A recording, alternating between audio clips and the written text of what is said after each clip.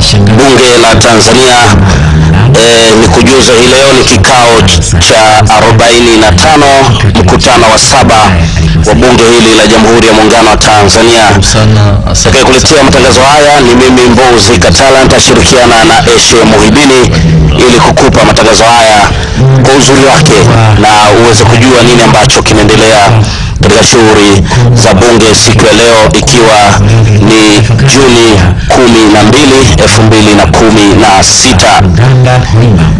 Katika kikao hiki cha 45, kikao kama ilivyoada kitaanza na dua, halikadhalika kufuatiwa na hati za kuwasilisha mezani, ambapo leo mwenyekiti wa kamati ya bajeti atawasilisha taarifa ya kamati ya bajeti kuhusu hali ya uchumi wa taifa kwa mwaka 2016 na mpango wa maendeleo wa taifa kwa mwaka wa fedha 2017-2018 pamoja na tathmini ya utekelezaji wa bajeti ya serikali kwa mwaka wa fedha 2016-2017 na mapendekezo ya mapato na matumizi ya serikali kwa mwaka wa fedha 2017-2018. Karibu msikilizaji. Pia hati nyingine itakayowasilishwa ni ya msemaji mkuu wa kambi ya upinzani, ambaye atawasilisha taarifa ya msemaji mkuu wa kambi hiyo kuhusu hali ya uchumi wa taifa kwa mwaka 2016, mpango wa maendeleo wa taifa kwa mwaka wa fedha 2017-2018 pamoja na mapendekezo ya serikali kuhusu makadirio ya mapato na matumizi kwa mwaka wa fedha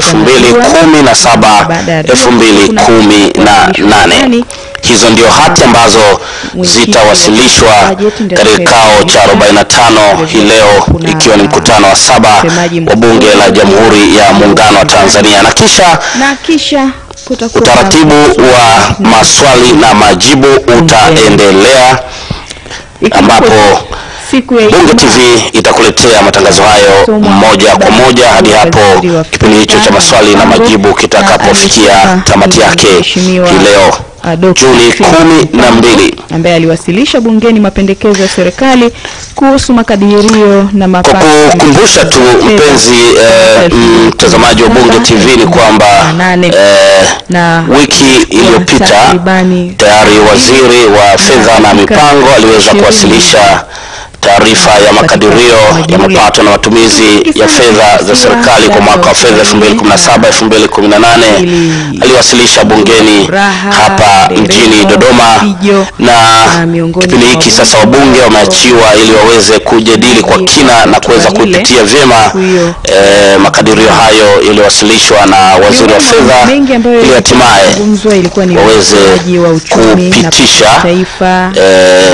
waweze kujadili na kupitisha mapendekezo ya serikali kuhusu makadirio ya mapato na matumizi kwa mwaka wa fedha 2017-2018. Lakini pia aliweza kuwasilisha hali ya uchumi wa taifa kwa mwaka wa fedha 2016 na mpango wa maendeleo wa taifa kwa mwaka wa fedha 2017-2018. Ni hoja ambazo zinataraji kujadiliwa sasa na bunge ili kuweza kujua mustakabali wa makadirio ya bajeti hiyo ya serikali kwa mwaka fedha 2017. Punde shughuli za bunge zitaanza rasmi katika kikao hiki cha 45. Mwenyekiti ndivyo anavyoingia, Andrew Chenge akiongozwa na mbebasiwa Verediana Mlimba. Na nikujuze tu katika upande wa lugha za ishara ama lugha za alama, tunaye Jenny Malumbo atakuwa akisaidiana na Habibu Upurute ili kuweza kukuletea lugha za alama.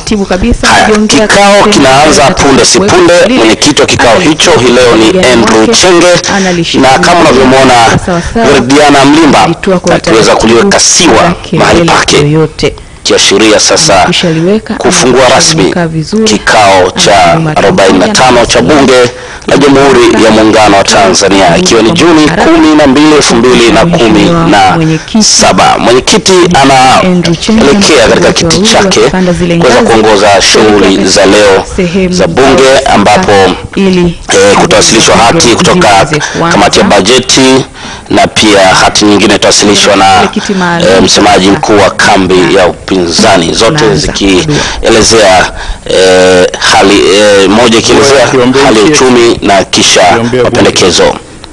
Na sasa ni dua. Mtukufu, Muumba mbingu na dunia, umeweka katika dunia serikali za wanadamu na mabunge ya mataifa ili haki yako itendeke. Tunakuomba uibariki nchi yetu, idumishe uhuru, umoja, haki na amani. Umjalie rais wetu hekima, afya njema na maisha marefu, ili pamoja na wanaomshauri wadumishe utawala bora.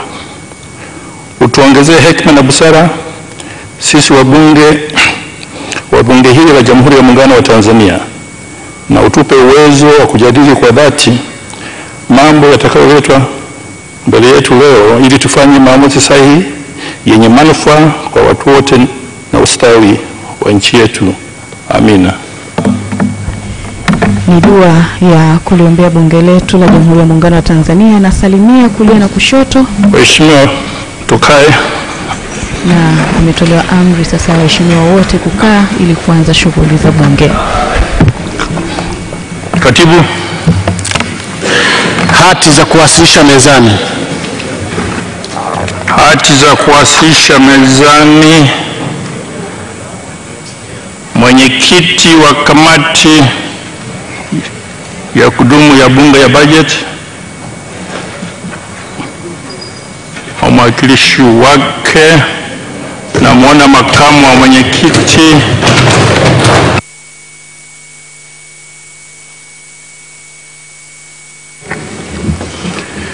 Mheshimiwa Mwenyekiti, kwa niaba ya Mheshimiwa Mwenyekiti wa kamati ya bajeti, kwa mujibu wa kanuni ya 37(1) ya kanuni za kudumu za bunge toleo la Januari 2016, naomba kuwasilisha mezani taarifa ya kamati ya bunge ya bajeti kuhusu hali ya uchumi wa taifa kwa mwaka 2016 na mpango wa maendeleo wa taifa kwa mwaka wa fedha 2017-18 pamoja na tathmini ya utekelezaji wa bajeti ya serikali kwa mwaka wa fedha 2016-17 na mapendekezo ya mapato na matumizi ya serikali kwa mwaka wa fedha 2017-18. Mheshimiwa Mwenyekiti, naomba kuwasilisha. Asante makamu wa mwenyekiti. Sasa namwita msemaji mkuu wa kambi ya upinzani, na muona Mheshimiwa Serasini.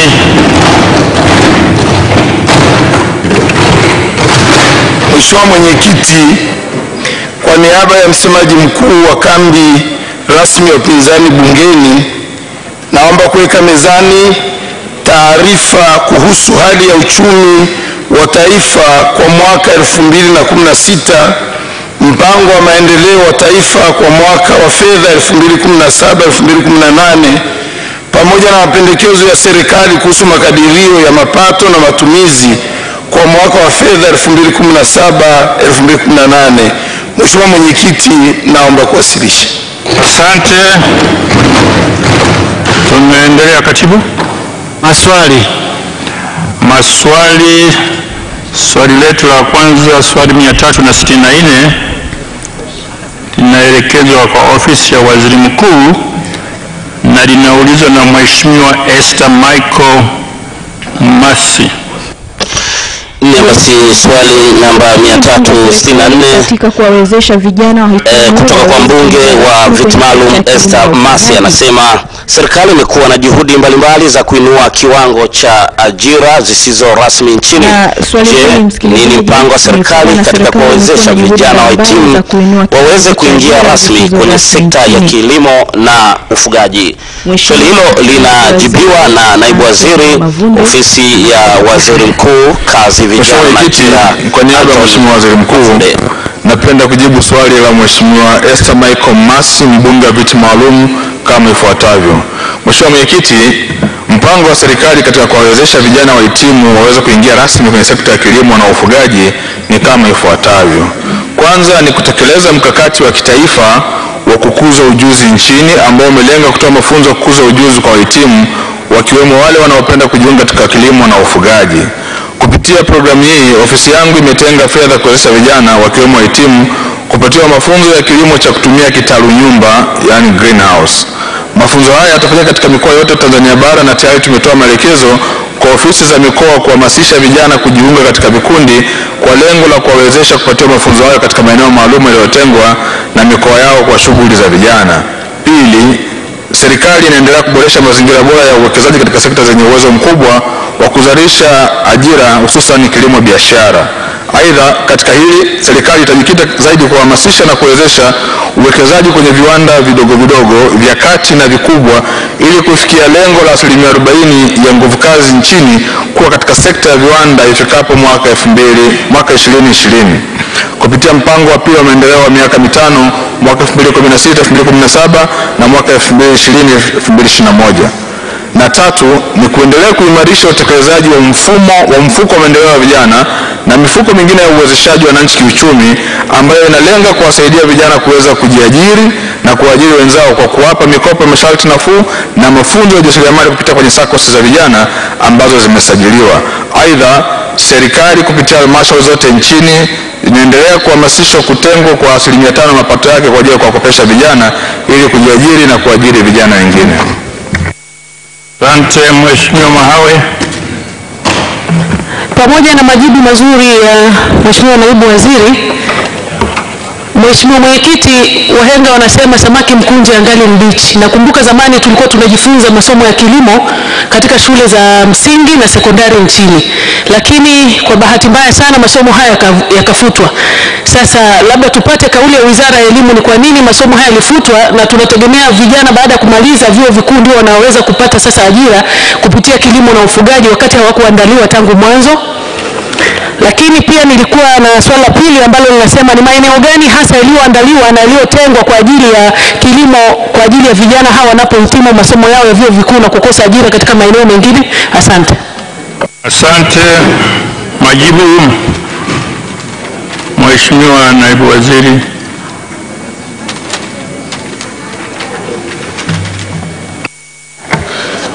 Mheshimiwa Mwenyekiti, kwa niaba ya Mheshimiwa Waziri Mkuu napenda kujibu maswali mawili ya nyongeza ya Mheshimiwa Esther Mahawe kama ifuatavyo. Mheshimiwa Mwenyekiti, nitajibu swali la pili, la kwanza atajibu Mheshimiwa Waziri wa Elimu. Mheshimiwa Mwenyekiti, Mheshimiwa Mbunge ameuliza kama kuna maeneo ambayo yamekwisha kutengwa kwa ajili ya shughuli hizi za vijana. Mheshimiwa Mwenyekiti, mwaka 2014 Novemba, Ofisi ya Waziri Mkuu ilifanya kikao na wakuu wa mikoa wote wa nchi nzima hapa Dodoma. Katika kikao hicho iliamuliwa kwamba kila mkoa uende kutenga maeneo maalum ambayo tutayaita Youth Special Economic Zones, na ukanda maalum wa uchumi kwa ajili ya vijana. Lengo lake ni kuwafanya vijana hawa wahitimu na vijana wengine wote wa Kitanzania ambao wangependa kufanya shughuli ya ujasiriamali lakini wakabiliwa changamoto ukosefu wa maeneo, ili kupitia utaratibu huu waweze kupatiwa maeneo. Na Mheshimiwa Mwenyekiti, mpaka hivi sasa tayari mikoa mingi imeshatenga maeneo haya na zimekwisha kutengwa tayari ekari 85 nchi nzima kwa ajili ya shughuli za vijana. Waziri wa Elimu Profesa Ndalichako. Asante sana Mheshimiwa Mwenyekiti. Mheshimiwa Mwenyekiti, ningependa kujibu swali la Mheshimiwa Esther Mahawe kuhusiana na serikali kufuta masomo ya kilimo. Mheshimiwa Mwenyekiti, ningependa kulihakikishia bunge lako tukufu kwamba serikali haijafuta masomo ya kilimo. Masomo ya kilimo bado yanafundishwa shuleni, na hata katika matokeo ya wanafunzi wanaoenda kidato cha 5 ambayo Mheshimiwa Waziri wa TAMISEMI ametangaza juzi, wapo wanafunzi waliochaguliwa kwenda kusoma combination zenye kilimo, na vile vile serikali ina chuo kikuu maalum cha kilimo cha Sokoine, na serikali ina mpango wa kuendelea kuimarisha masomo ya kilimo katika ngazi zote, ikiwa ni pamoja na kuongeza udahili katika vyuo vikuu, kwa sababu tunatambua kwamba kilimo ndio uti mgongo wa maendeleo ya taifa hili. Mheshimiwa Mwenyekiti. Asante sana. Mheshimiwa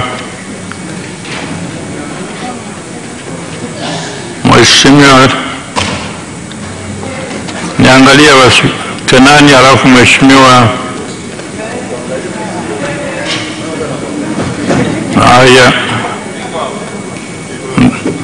nicheze haki. Limo Richard.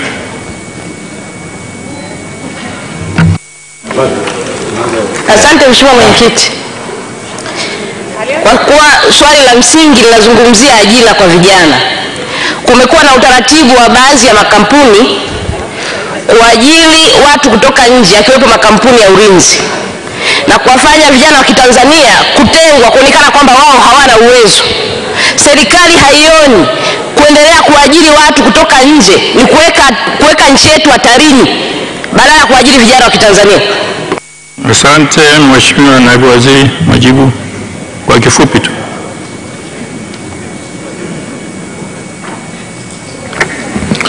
Mheshimiwa Mwenyekiti, kwa niaba ya Mheshimiwa Waziri Mkuu, napenda kujibu swali la Mheshimiwa Kenan kama ifuatavyo.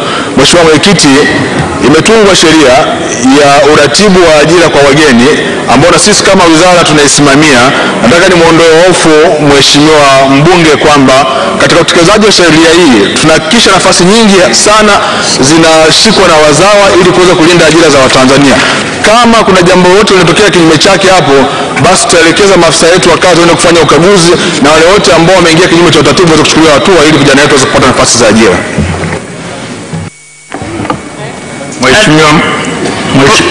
Mheshimiwa Mlimo, alafu Mheshimiwa Mbogo. Asante sana Mheshimiwa Mwenyekiti kwa kunipatia fursa hii. Mheshimiwa Mwenyekiti, ni wazi kwamba uchumi wa nchi yetu ungekuwa zaidi kama tungewekeza kwenye kilimo, lakini tunaona kwamba kilimo chetu kinaendelea kuporomoka. Huko nyuma kilikuwa kinaingiza 4%, lakini sasa hivi kimeshuka mpaka 1.7. Sasa nilikuwa naomba kujua serikali ina mkakati gani kuhakikisha kwamba vijana hawa wanajiajiri kwenye mashamba ili kuweza kukuza uchumi wetu, kwa sababu vijana wako wamezagaa, lakini mapori, mashamba yako makubwa, lakini hakuna chochote kinachoendelea. Serikali kupitia ofisi yako ina mkakati gani? Mheshimiwa Naibu Waziri.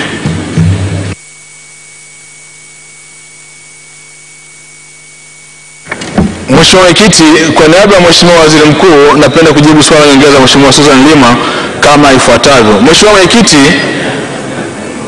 Wizara ya Kilimo kushirikiana na ofisi ya Waziri Mkuu tumeandaa mpango mkakati wa kitaifa, it's a national strategy, ya kuwaingiza vijana katika kilimo.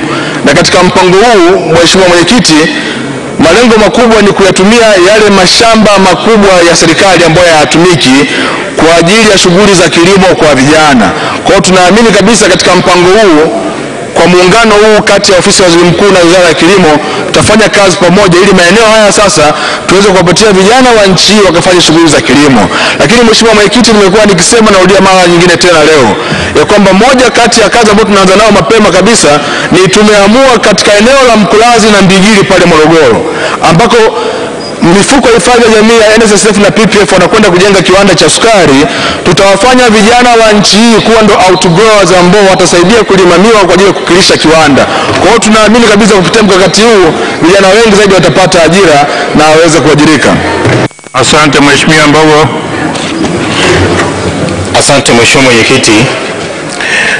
Asilimia 67 ya Tanzania wako kwenye ajira ya kilimo, na kupitia ofisi ya Waziri Mkuu kuna mikopo inayotolewa, na ndani ya halmashauri tunatenga 5% kwa ajili ya vijana.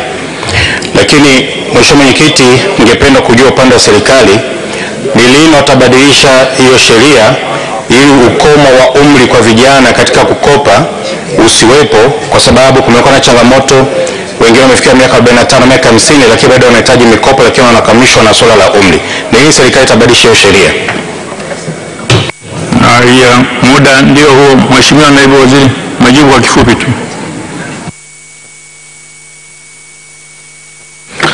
Mheshimiwa Mwenyekiti, kwa niaba ya Mheshimiwa Waziri Mkuu, napenda kujibu swali la nyongeza Mheshimiwa Richard Mbogo kama ifuatavyo.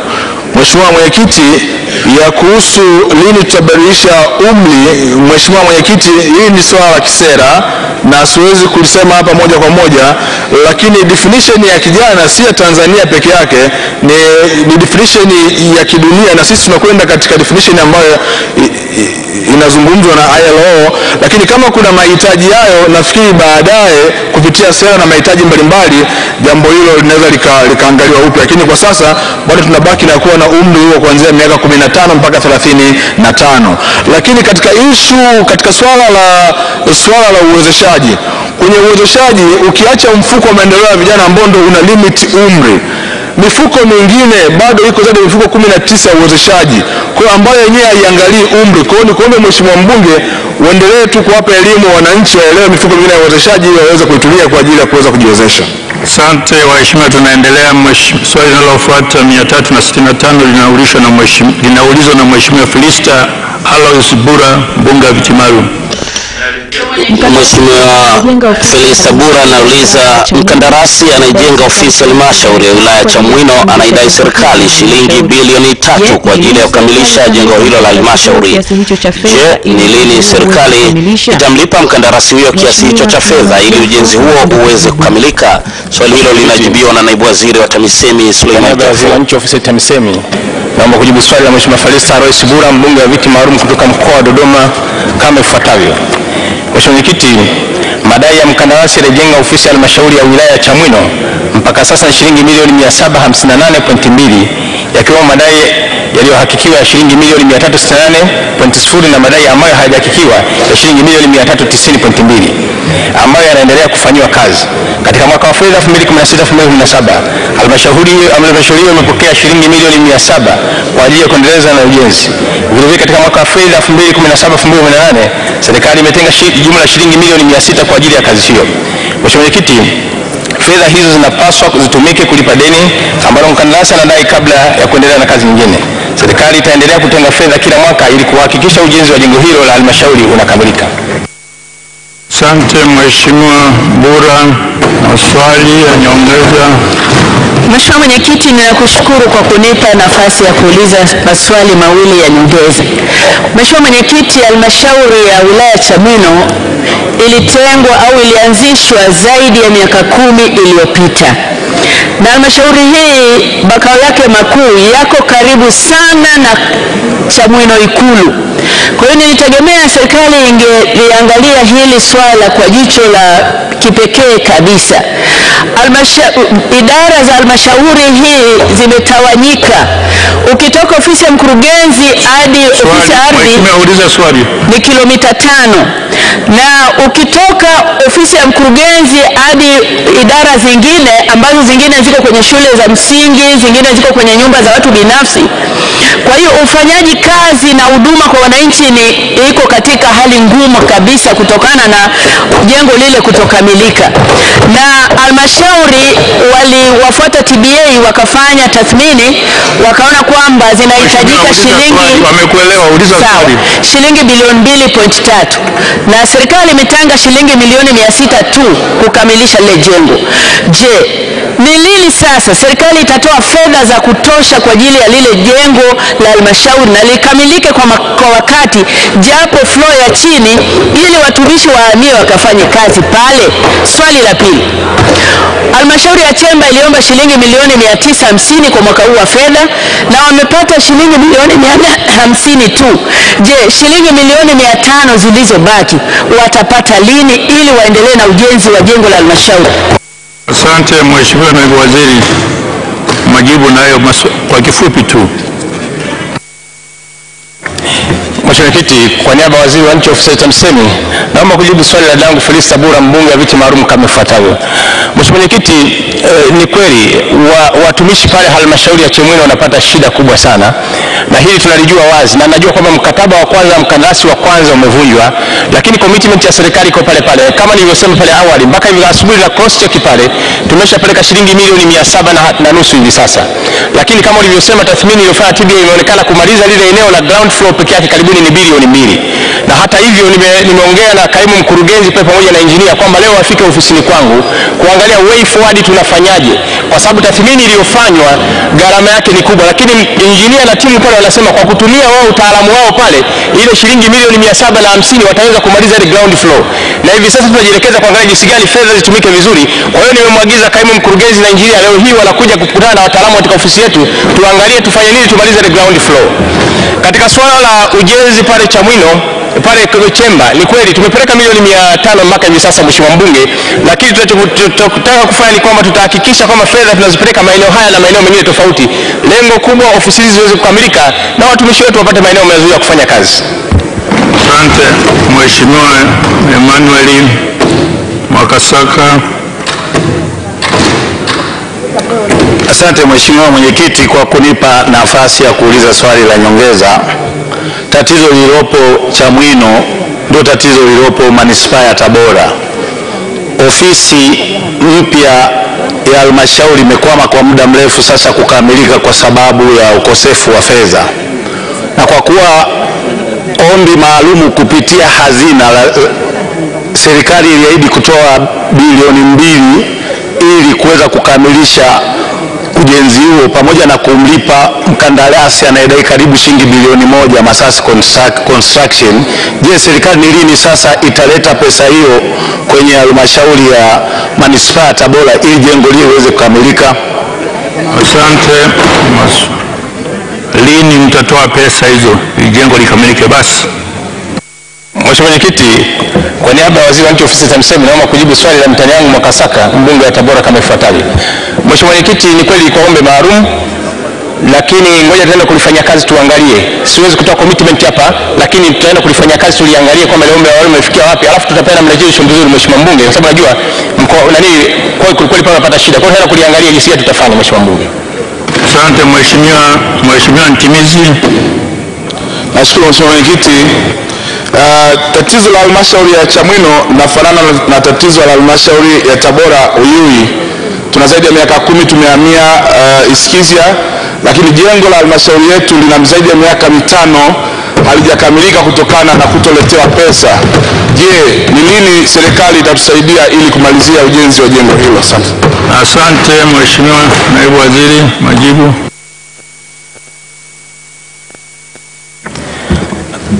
Mheshimiwa Mwenyekiti, kwa niaba ya Waziri wa Nchi Ofisi ya TAMISEMI naomba kujibu swali la Mheshimiwa Mkasaka kama ifuatavyo.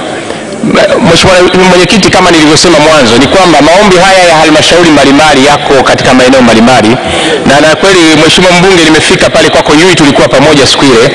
Kikubwa zaidi ngoja tutaangalia kipindi hichi kutokana na bajeti zilizotengwa katika maeneo ambapo pesa ambazo bado hazijapelekwa, basi tutafanya harakati zilizokanazo ili tuweze kupeleka fedha. Lakini vile vile niweze kusema kwamba commitment ya serikali ni kuhakikisha kama tulivyofanya mwaka huu, hivi sasa tumepeleka takriban bilioni 30 hivi sasa kwa halmashauri mpya na halmashauri mbalimbali. Kwa hiyo tutajitahidi kwa kadri iwezekanavyo kuwezesha mpango huu wa serikali ambao tumepanga katika bajeti zetu. Asante Mheshimiwa, tunaendelea. Swali 366 linauliza na Mheshimiwa Sixtus Rafael Mapunda, mbunge wa Mbinga mjini. Mheshimiwa Mapunda anauliza, kwa zaidi ya miaka 10 sasa serikali imejenga jengo la ghorofa moja kwa ajili ya ofisi ya mkuu wa wilaya ya Mbinga, lakini jengo hilo bado halijakamilika. Ujenzi umesimama kwa muda mrefu, hali inasababisha jengo hilo kuharibika na kuanza kupoteza ubora wake. Je, serikali ina mpango gani wa kukamilisha ujenzi wa jengo hilo? Swali hilo linajibiwa na Naibu Waziri wa TAMISEMI Suleiman Jafo. Ofisi ya Rais TAMISEMI, majibu. Mheshimiwa Mwenyekiti, kwa niaba ya Waziri wa Nchi Ofisi ya TAMISEMI naomba kujibu swali la Mheshimiwa Sixtus Rafael Mapunda, mbunge wa Mbinga mjini kama ifuatavyo. Mheshimiwa Mwenyekiti, ili kukamilisha ujenzi wa jengo la ofisi ya wilaya ya Mbinga, serikali imetenga shilingi milioni 250 katika bajeti ya mwaka wa fedha 2017-2018. Fedha hizo zitatumika kukamilisha ujenzi wa tanki la maji, uwekaji wa mfumo wa maji safi na maji taka, ujenzi wa uzio, ufungaji wa mfumo wa umeme, vifaa vya kuzuia moto, upigaji rangi na kukamilisha kazi ya nje. Mheshimiwa Mwenyekiti, nichukue nafasi hii kuwasihi kwamba fedha hii itakapotolewa ihakikishe jengo hili linakamilika na kuanza kutumika mara moja. Asante Mheshimiwa Mapunda. Swali la nyongeza. Mheshimiwa Mwenyekiti, kwanza niipongeze serikali kwa kutenga hiyo milioni 250 kwa ajili ya kukamilisha ujenzi wa ofisi ya mkuu wa wilaya. Mheshimiwa Mwenyekiti, kutenga fedha ni jambo moja na kulipeleka ni jambo jingine. Ikumbuke kwamba mwaka wetu wa bajeti unaanza mwezi Julai, unaisha mwezi Juni. Kuchelewa kuipeleka hiyo pesa kwa namna yoyote ile kutaathiri ujenzi wa hilo jengo, hasa ikizingatiwa gharama zinaweza zikabadilika. Serikali inawahakikishia vipi wananchi wa Mbinga kwamba pesa hii itakwenda kwa wakati na ndani ya mwaka wa bajeti wa 2017 na 18 jengo litakamilika? Mheshimiwa Naibu Waziri, majibu. Mheshimiwa Mwenyekiti, kwa niaba ya Waziri wa Nchi Ofisi ya TAMISEMI naomba kujibu swali la Mheshimiwa Sixtus Mapunda, mbunge wa Mbinga mjini kama ifuatavyo. Mheshimiwa Mwenyekiti, kwanza nimhakikishie Mheshimiwa mbunge mwenyewe na wananchi wa Mbinga, kwa sababu mbunge, unakumbuka, ulikuja mpaka pale ofisini kwangu kwa shida kubwa sana za jimbo lako na eneo lako, na kwa sababu mwaka huu umepambana na mpaka umepata milioni 250 ambayo kutokana na maombi yako tumeiweka katika bajeti ya mwaka huu. Kwa hiyo ni commitment ya serikali kwamba tutapofika mwezi wa 7 mpaka kipindi ambacho tutachoenda nacho hicho sasa, ni kuhakikishia kwamba serikali itajitahidi kwa kadri iwezekanavyo. Inshallah tutajitahidi, fedha zitaenda, na nikuomba kwamba usimamizi huo karibu kama ulivyokuwa makini, jengo hili liweze kukamilika kwa ajili ya wananchi wa Mbinga. Asante Mheshimiwa Serasini na Mheshimiwa Salma. Asante sana Mheshimiwa Mwenyekiti. Mheshimiwa Mwenyekiti, serikali inapochelewesha kupeleka fedha ambazo ziko kwenye bajeti kwa ajili ya ujenzi wa ofisi mbalimbali za serikali kama ofisi za wakuu wa wilaya na za halmashauri, inasababisha variation katika ujenzi wa ofisi hizi, na kwa sababu hiyo serikali inaingia katika matumizi makubwa zaidi katika kumalizia. Je, kwa nini serikali sitoe kwa mkupuo fedha hizo, ofisi hizo zikamalizika zote kwa pamoja, ili halmashauri pamoja na wilaya hizo zikawa na maofisi na serikali ikaokoa kiasi kikubwa cha fedha kwa njia ya variation? Asante Mheshimiwa Naibu Waziri, majibu. Mheshimiwa Mwenyekiti, kwa niaba ya Waziri wa Nchi Ofisi ya TAMISEMI, naomba kujibu swali la kakangu jirani yangu Bwana Serasini kama ifuatavyo. Mheshimiwa Mwenyekiti, wazo la Serasini ni wazo zuri, na ndio maana nimesema mwaka huu tumetoa karibu bilioni 30 kwa ajili ya ujenzi huo. Lakini unaangalia jinsi gani kila sehemu lina eneo lake la kimkataba ya ujenzi, na ndio maana hapa tukisema sije tunani, kila mbunge ataanza kupiga kelele. Kwa hiyo ni wazo zuri, tutaenda kulifanyia kazi. Lengo kubwa ni kwamba tumaliza matatizo yote ya ofisi, wananchi wetu na wataalamu wetu kupata huduma. Kwa hiyo ni wazo zuri, lakini serikali tunaendelea kupeleka fedha kwa kadri tunavyokusanya, na mimi naamini kwamba tutafika muda kwa ofisi nyingi zitakamilika na watendaji wetu watakuwa katika mazingira mazuri ya kufanya kazi. Mheshimiwa Magdalena, nidhani Magdalena, alafu Mheshimiwa Ndaki wa mwisho. Asante Mheshimiwa Mwenyekiti, na kushukuru nafasi hii. Mheshimiwa Mwenyekiti, wilaya ya Kaliua haina ofisi ya mkuu wa wilaya. Mkuu wa wilaya anatumia ofisi ya tarafa ambayo ina hali mbaya na ni chumba kimoja kidogo anajibana pale. Ofisi ya wilaya imeanza kujenga mwaka 2012 na imesimama mwaka 2014 mpaka leo imekaa pale pale, hakuna kuendelezwa. Naomba kujua serikali ina mpango gani ya kutoa fedha ya kutosha ili ofisi ya mkuu wa wilaya ikamilike na mkuu wa wilaya aweze kufanya kazi kwa ufanisi zaidi. Asante. Mheshimiwa Naibu Waziri, majibu. Ni lini mtapata pesa mkamilishe? Mheshimiwa Mwenyekiti, kwa niaba ya Waziri wa Nchi Ofisi ya TAMISEMI, naomba kujibu swali la dangu Magdalena Sakaya kama ifuatavyo. Mheshimiwa Mwenyekiti, alichosema Mheshimiwa Sakaya ni kweli, na ndio maana nimesema kwamba sasa hivi tunajitahidi kupeleka fedha, na hata katika halmashauri yake anafahamu tumeshapeleka milioni 700 kwa ajili ya ujenzi wa jengo la halmashauri Kaliua pale. Hiyo ni commitment ya serikali kwa Kaliua. Angalia kipindi hichi cha muda mfupi tumepeleka milioni 700, lakini najua ofisi ya DC bado haijakamilika. Hili tunalichukua kuangalia jinsi gani tufanya allocation ya funds. Niangalie kwamba kama Kaliua kwa katika swala jengo la mkuu wa wilaya hali ikoje, alafu tutasukuma ile jengo liweze kukamilika. Ofisi hizi zisimama muda mrefu. Sasa hivi tumetoa commitment kubwa ya fedha ya serikali sasa kupeleka kwa ajili ya umaliziaji wa majengo. Kwa hiyo usiwe na mashaka dadangu, tutajitahidi kwa kadri iwezekanavyo. Asante. Mheshimiwa Ndaki. Asante Mheshimiwa Mwenyekiti, naomba kuuliza swali dogo tu la nyongeza. Mheshimiwa Mwenyekiti, jengo la mkuu wa wilaya ya Maswa limeshajengwa lakini limebakia umaliziaji. Mheshimiwa Naibu Waziri alishafika hapo na kuliona. Sasa anaweza kutuhakikishiaje kwamba mwaka unaoanza wa fedha kidogo kwa ajili ya umaliziaji zimetengwa ili Mheshimiwa mkuu wa wilaya ya Maswa aweze kuhamia kwenye jengo hilo? Mheshimiwa Naibu Waziri, majibu. Lini DC atahamia kwenye jengo?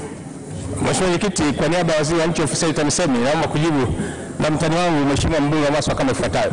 Mheshimiwa Mwenyekiti, naomba nikuhakikishie Mheshimiwa mbunge, mwaka huu wa fedha unaokuja tutamaliza jengo la mkuu wa wilaya, kwa sababu tuna kila sababu kuhakikisha wakuu wa wilaya wetu majengo yao yote yanakamilika, na tumejipanga katika hilo. Mheshimiwa Ndaki, wala usihofu, tutajitahidi kwa kadri iwezekanavyo ile kazi kubwa iliyobakia pale tuweze kuimaliza, ili mkuu wetu wa wilaya afanye kazi katika mazingira rafiki. Asante. Tunaendelea Waheshimiwa wabunge. Swali namba 367 linaulizwa na Mheshimiwa Ali Seif Ungando, mbunge wa Kibiti. Swali lake lina vipengele A na B. Je, serikali ina mpango gani wa kuwapatia wananchi wa maeneo ya Delta ya mto Rufiji semina kuhusu uvuvi bora wa kisasa? Na B, kwa kuwa mikopo hutolewa kwa vikundi mbalimbali, je, serikali itatoa mikopo kwa vikundi vya uvuvi vilivyopo kwenye maeneo hayo? Semina kuhusu uvuvi bora na wa kisasa. Na B, Delta ya mto Rufiji katika kata za Salale, Maparoni, Mbochi na Kiangoroni ni wavuvi ambao hutumia mitumbwi isiyo na mashine. Swali hilo lina naibu waziri Mheshimiwa Tate Lonasha anakwenda kujibu swali hilo. Mheshimiwa Mwenyekiti, kwa niaba ya Waziri wa Kilimo na naibu waziri wa Kilimo, Mifugo na Uvuvi Tate William Lonasha wa Kibiti lenye sehemu A na B kama ifuatavyo. Mheshimiwa Mwenyekiti, wizara imekuwa ikitoa mafunzo ya uvuvi endelevu kwa wavuvi kupitia semina, warsha, vipeperushi, makala, redio na runinga kwa kushirikiana na halmashauri na wadau mbalimbali. Katika kusambaza teknolojia mbalimbali za uvuvi katika mwaka 2016-17, wizara ilirusha hewani vipindi 7 vya redio na 1 cha runinga vilivyohusu wakala wa mafunzo FETA, ukuzaji viumbe kwenye maji, uzalishaji bora wa samaki, mbinu za kutambua magonjwa ya samaki na uvuvi endelevu. Aidha, vipindi 19 vilirushwa hewani kwa lengo la kuwaelimisha vijana na kuwajengea uwezo wa kuingia katika uvuvi. Pia wizara imechapisha nakala 1000 za mwongozo wa ugani katika sekta ya uvuvi kwa lengo la kutoa elimu kwa wavuvi na ukuzaji viumbe kwenye maji. Mheshimiwa Mwenyekiti, serikali inatekeleza mpango wa kutoa ruzuku kwa wavuvi ambayo inalenga kuwasaidia wavuvi kupata zana bora na vifaa vya kuvulia zikiwepo injini za boti kwa utaratibu wa uchangiaji ambapo wavuvi watachangia 60% ya gharama na serikali itatoa 40%. Katika awamu ya kwanza, jumla ya injini 73 zimenunuliwa na vikundi 27 kutoka ukanda wa Pwani katika halmashauri za Bagamoyo, Mafia, Lindi, Manispaa, Mtwara, Mkindani, Temeke, Mkinga, Muheza na Tanga jiji vimekidhi vigezo. Hivyo, napenda nitumie fursa hii kumwomba Mheshimiwa mbunge ahimiza wavuvi katika halmashauri ya Kibiti kujiunga katika vyama vya ushirika vya msingi ili waweze kutumia fursa hii, kwa kuwa mpaka sasa hakuna kikundi kutoka wilaya ya Kibiti au hata jirani wilaya ya Rufiji kilichojitokeza kuomba zana za uvuvi za ruzuku. Aidha, serikali kwa kushirikiana na shirika la WWF pamoja na halmashauri ya Rufiji imewezesha wavuvi kuanzisha vikoba 36 vyenye jumla ya wavuvi 829 na kupewa mafunzo ya ujasiriamali. Pia wizara kupitia mradi wa usimamizi wa uvuvi wa maendeleo shirikishi kusini magharibi mwa bahari ya Hindi yani Swefish inaandaa mpango kazi utakao kuwa na programu za vipindi mbalimbali kuhusu usimamizi endelevu wa rasilimali za uvuvi ambazo zitarushwa katika televisheni na radio mbalimbali. Wavuvi wa nchi nzima wakiwemo wa Kibiti watanufaika na elimu itakayotolewa kupitia mpango kazi huo. Mheshimiwa Ulega. Asante sana Mheshimiwa Mwenyekiti kwa majibu haya ya Mheshimiwa Naibu Waziri. Mheshimiwa Naibu Waziri katika majibu ya msingi ameeleza kwamba wilaya ya Kibiti, Rufiji na wilaya yangu ya Mkuranga ni miongoni mwa wilaya ambazo wavuvi wake hawajaomba mikopo. Mheshimiwa Mwenyekiti, inawezekana kabisa kutokuombwa kwa mikopo hii ni kutokana na ukosefu wa elimu ya kuweza kuwafahamisha na kuwawezesha waweze kuwa na uelewa wa kuomba hii mikopo. Sasa swali langu, naomba Mheshimiwa Naibu Waziri aniambie moja kwa moja ni lini tunaweza tukashirikiana sisi na wao ili kwa haraka zaidi Watanzania hawa wa Kisiju, Kibiti, Delta na Rufiji na mpaka Bagamoyo waweze kutumia fursa hii ya mikopo inayotolewa. Asante Mheshimiwa Naibu Waziri, majibu kwa kifupi tu, maana jibu lako ni refu na lina majibu yote. Mheshimiwa Mwenyekiti, naomba kujibu swali la nyongeza la Mheshimiwa Ulega kama ifuatavyo. Mheshimiwa Ulega sio mgeni sana kwenye ofisi ya kilimo, mifugo na uvuvi. Kwa hiyo naendelea kumkaribisha, amekuja mara nyingi sana kufuatilia changamoto za wananchi wake. Aje ofisini hata akitaka leo mchana tuongee, tuangalie namna ya kufikisha elimu hii kwa kwa ukubwa zaidi, kwa sababu tayari halmashauri zinatakiwa zitoe elimu kwa wavuvi na kuwafahamisha kwamba kuna fursa hiyo. Lakini kama nilivyosema, niko tayari kukaa naye tuweke mkakati wa kupeleka elimu zaidi. Dr. Semesi na mwisho. Nashukuru Mheshimiwa Mwenyekiti. Wavuvi hata wa maeneo ya Rufiji na maeneo mengine katika wanaojishughulisha na mambo ya uvuvi wametengeneza beach management units. Na hizi BMUs, Mheshimiwa Mwenyekiti, zina uongozi. Sasa serikali haioni sasa ni wakati mwafaka wa Wizara ya Kilimo hii husika pamoja na halmashauri husika wakawa wanaviongezea nguvu hizi beach management units kwa kuwasaidia kielimu hata na masuala ya kifedha. Asante Mheshimiwa Naibu Waziri, majibu. Mheshimiwa Mwenyekiti, naomba kujibu swali la Mheshimiwa la nyongeza la Mheshimiwa Semes kama ifuatavyo. Ni kweli kama anavyosema vikundi vya usimamizi wa rasilimali za uvuvi katika mwambao au tunaziita beach management units, ni kweli imekuwa ni fursa ambayo inaweza kutumika katika kutoa elimu, lakini vile vile kutoa misaada mbalimbali ambayo inaweza kuwasaidia wavuvi kufanya shughuli za uvuvi katika utaratibu ambao ni endelevu. Katika wakati wote ambao serikali imetoa elimu, tumetumia sana beach management units. Serikali ndio imesaidia kuzianzisha, lakini niendelee kumsihi Mheshimiwa mbunge na Mheshimiwa bunge wote kujaribu kuhimiza halmashauri zao ambao kimsingi wao wanakaa kwenye baraza madiwani kuendelea kutoa elimu kwa kupitia beach management units, lakini vile vile kuhakikisha kwamba tunatenga rasilimali kwenye halmashauri zetu ili hiyo elimu iweze kutolewa kwa urahisi zaidi. Asante Mheshimiwa Manyinyi. Asante Mheshimiwa Mwenyekiti kunipa nafasi niweze kuuliza swali moja la nyongeza. Tunatambua kwamba katika kupambana na uvuvi haramu hawa beach management unit wamekuwa wakisaidia sana, lakini kwa bahati mbaya sana walikuwa hawapati kipato cha moja kwa moja. Kwa hiyo wakati mwingine wanageuka wao nao kushiriki katika uvuvi haramu. Swali, ni lini serikali sasa itaanzisha huu ufugaji wa samaki kwa njia ya keji ambao utakuwa unawapatia vile vikundi vya beach management unit kipato cha ziada ili waendelee kutunza maeneo yetu haya ya uvuvi? Asante Mheshimiwa Naibu Waziri, majibu. Mheshimiwa Mwenyekiti, naomba kujibu swali la nyongeza la Mheshimiwa Matayo kama ifuatavyo. Mheshimiwa Mwenyekiti, nichukue kwanza nafasi hii kumpongeza sana Mheshimiwa Matayo kwa sababu amekuwa mmoja kati wa bunge ambao wamejitahidi sana kuhakikisha kwamba wavuvi wao wanaingia katika ufugaji wa samaki, lakini vile vile uvuvi ambao ni endelevu, na tunatambua jitihada hizo zimezaa matokeo mazuri sana, kwani katika eneo analotoka uvuvi wa haramu umepungua sana.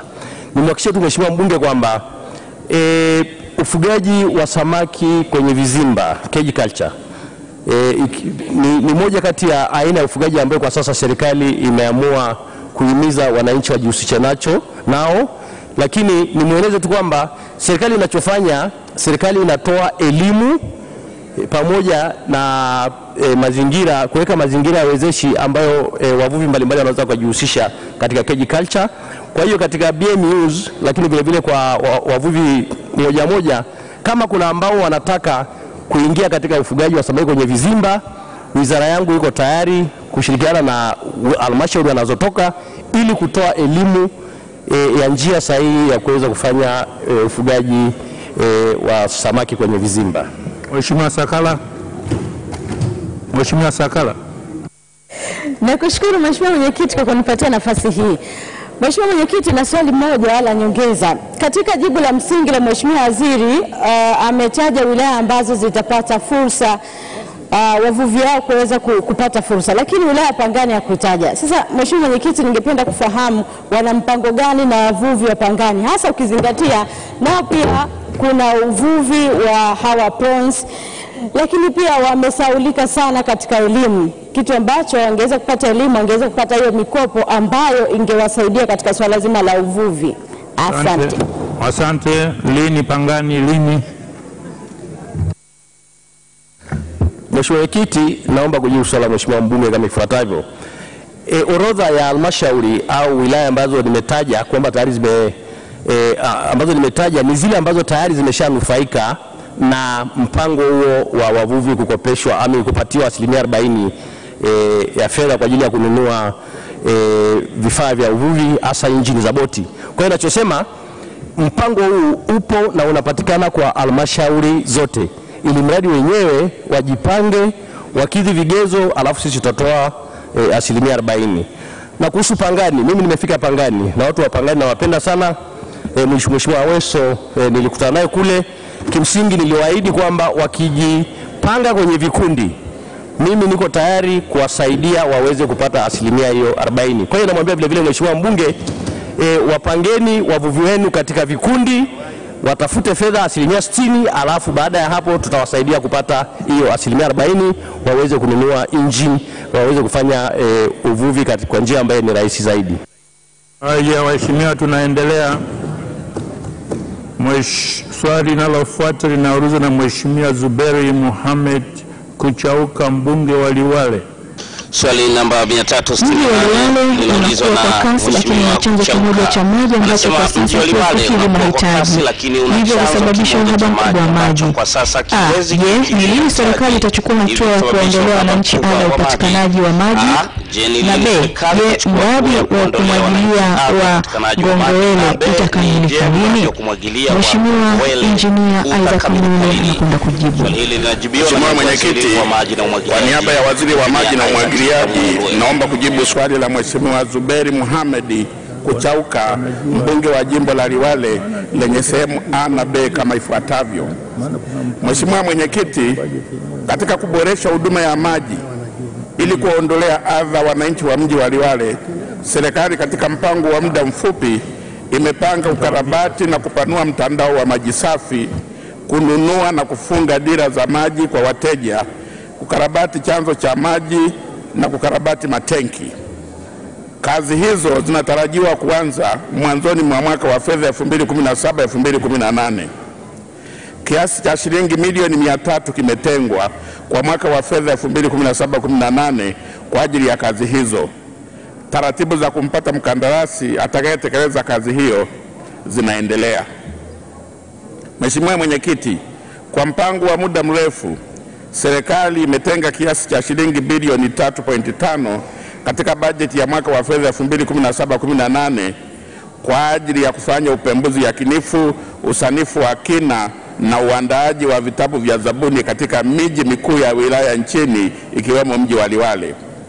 Taratibu za kumpata mtaalamu mshauri atakayetekeleza kazi hizo zinaendelea. Kukamilika kwa upembuzi na usanifu wa kina kutatoa gharama halisi ya utekelezaji wa mradi mkubwa katika mji wa Liwale. Pia idadi ya kata zitakazonufaika na mradi huu wa maji zitajulikana. Mheshimiwa Mwenyekiti, skimu ya umwagiliaji ya Ngongowele iliyopo kata ya Ngongowele wilayani Liwale iliibuliwa mwaka 2008. Ujenzi wa skimu hii ulifanyika kwa awamu 3 kati ya mwaka 2009 na 2012 kwa kujenga banio, vigawa maji, kivusha maji, vivuko vya watembea kwa miguu pamoja na kuchimba mifereji miwili yenye urefu wa jumla ya mita 4800 ambapo mita 1080 tayari zimesakafiwa. Aidha, kwa miaka miwili mfululizo, yani mwaka 2010-2011 na mwaka 2011-2012, skimu hii ilikumbwa na mafuriko makubwa na kusababisha uharibifu wa baadhi ya miundombinu ambayo hata hivyo baadhi imefanyiwa marekebisho ili kudhibiti uharibifu huo. Mheshimiwa Mwenyekiti, serikali kupitia Tume ya Taifa ya Umwagiliaji inaendelea na mapitio ya miradi yote ya umwagiliaji hapa nchini ili kubaini mahitaji na gharama za ukarabati au kujenga upya. Asante Mheshimiwa Kuchauka. Swali. Asante Mheshimiwa Mwenyekiti. Kwanza kabisa nisikitike tu kwamba hili swali halijajibiwa. kwa sababu hapa nilizopewa ni story tu. Unaona hapa zimepatikana story tu, kwa sababu anasema katika tatizo letu Liwale ni kwamba mji wa Liwale unategemea maji kutoka mto Liwale, na mto Liwale sasa umekauka. Kwa hiyo shida yetu ni kutafuta chanzo cha pili mbadala cha maji. Sasa hapa Mheshimiwa Waziri anasema kwamba hatua ya awali, yani kwa muda mfupi, wanakarabati matenki, wanakarabati chanzo cha maji, wananunua dira. Sasa unakarabati chanzo cha maji, unakarabati vipi? Mto umekauka, unakarabati vipi? Matenki unayokarabati unataka uweke nini? Mita unazokwenda kufunga unataka zitoe nini? Hapo naona swali bado halijajibiwa. Lakini sio hivyo tu, hatua katika muda mrefu wanasema wametenga bilioni 3.5. Lakini hizi bilioni 3.5 kuna halmashauri 14 zimewekwa hapa. Kwa nini sasa Mheshimiwa Waziri hajatenganisha kujua kwamba halmashauri fulani ina kiasi gani? Maana kuzifumba hapa ni nini? Swali Mheshimiwa. Swali. Sasa mimi swali langu la pili nauliza, skimu ya umwagiliaji Ngong'wele itakamilika lini? Nimepewa story. Sasa nataka nijue hatua gani imefikia ili tuweze kupata chanzo cha maji mbadala kwa mji wa Liwale. Hilo ndio swali ambalo naomba niulize. Na vile vile naomba nirudie, tunaomba mradi wa Ngong'wele ukamilike. Je, Mheshimiwa Waziri uko tayari kwenda na mimi? Mheshimiwa Naibu Waziri.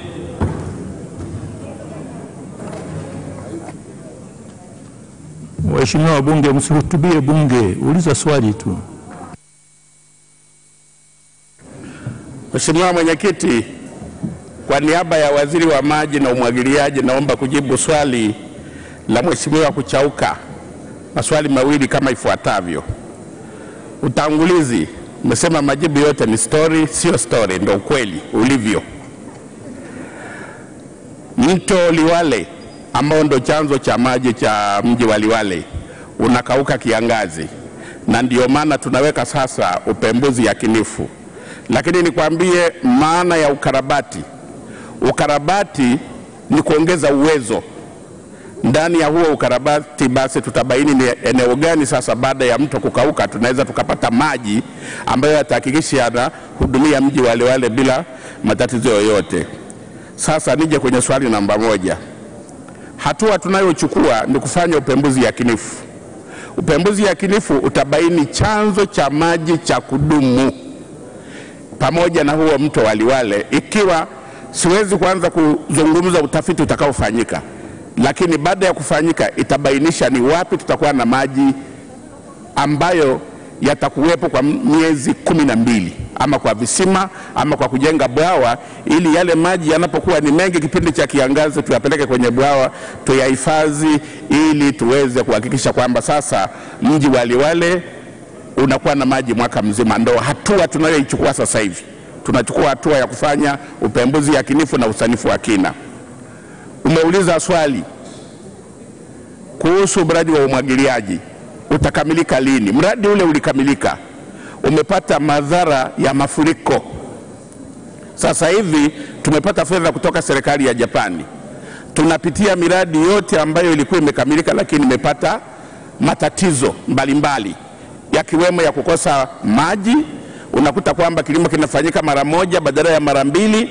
Kwa hiyo tunafanya mapitio ya hiyo miradi, ikiwemo mradi wako wa Ngong'wele, ili tuweze sasa kuhakikisha kwamba tunauimarisha ili wananchi waweze kunufaika na kile walichokitarajia.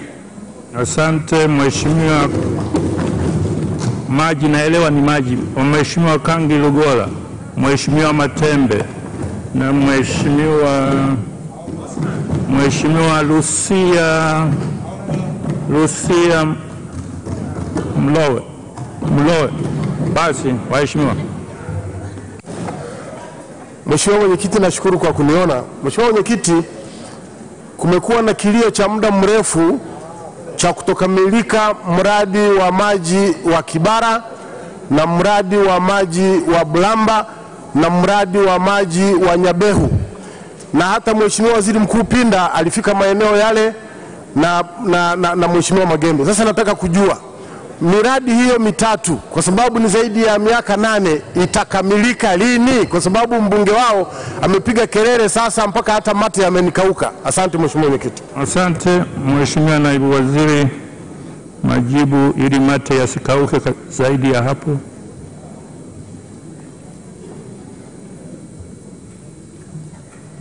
Mheshimiwa Mwenyekiti, kwa niaba ya Waziri wa Maji na Umwagiliaji naomba kujibu swali moja la Mheshimiwa mbunge wa Mwibara kama ifuatavyo. Umesema kwamba mradi umechukua miaka 8. Ni kweli. Program ya maendeleo ya sekta ya maji tumeianza mwaka 2006-2007 kwenye bajeti ya 2006-2007. Kwa hiyo ukijumlisha mpaka leo unakuta inakwenda kwenye hiyo miaka 7 mpaka miaka 8. Ndani ya hiyo program tulikuwa na miradi 1810. Hadi leo tumeshakamilisha miradi 1333, bado 477. Sasa ndani ya hiyo ambayo imebaki ni pamoja na miradi yako Mheshimiwa mbunge, na tumeendelea kutenga fedha, na mwaka wa fedha huu tulionao 2016-17 tuliamua sasa kila halmashauri kuiwekea budget, na tukaweka maelekezo kwamba wakamilishe kwanza miradi inayoendelea kabla ya kuingia kwenye miradi mipya. Lakini nikuombe Mheshimiwa mbunge, kama kuna changamoto yoyote ile ambayo na sisi kama wizara tunaweza kuingilia kitaalamu, basi naomba tuwasiliane ili tuweze kushughulikia hilo, kuhakikisha kwamba miradi hiyo imekamilika. Asante. Mheshimiwa Matembe. Asante Mheshimiwa Mwenyekiti kwa kuniona. Kwa kuwa wanawake wa mkoa wa Singida wametaabika sana na kero kubwa ya ukosefu wa maji safi na salama kwa muda mrefu sasa, je, serikali haioni imefika wakati muafaka wa kuvuta maji kutoka Ziwa Victoria kupitia Igunga hadi mkoa wa Singida ili kuondolea wananchi wa mkoa wa Singida kero hiyo? Asante. Mheshimiwa Naibu Waziri, tumetoka Liwale tunaelekea huko sasa.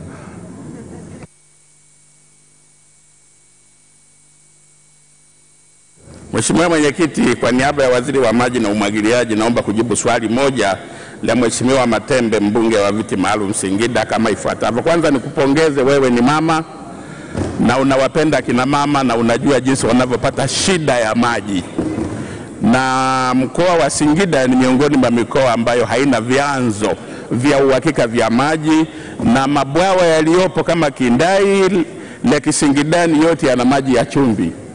Na kushukuru sana kwa mawazo mazuri, na sisi tunawaza hilo. Kupitia mradi wa maji wa Ziwa Victoria sasa tunafikisha maji Igunga.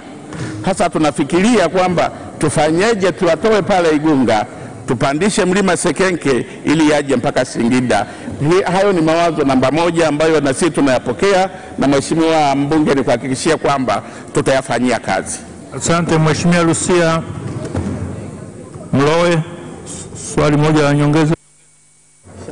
Nakushukuru sana Mheshimiwa Mwenyekiti kwa kuniona. Kwa kuwa katika mkoa wa Njombe na hasa katika halmashauri ya mji wa Njombe kumekuwa na tatizo kubwa sana la maji kwa muda mrefu, na kuna mradi wa Hagafilo ambao wananchi wale waliahidiwa kwamba wataletewa mradi huo na kwamba fedha zingetoka huko India, lakini hadi sasa hakuna chochote kinachoendelea. Je, ni lini serikali itatekeleza ahadi hiyo? Asante. Mheshimiwa Naibu Waziri, ni lini mtatekeleza ahadi hiyo ya serikali?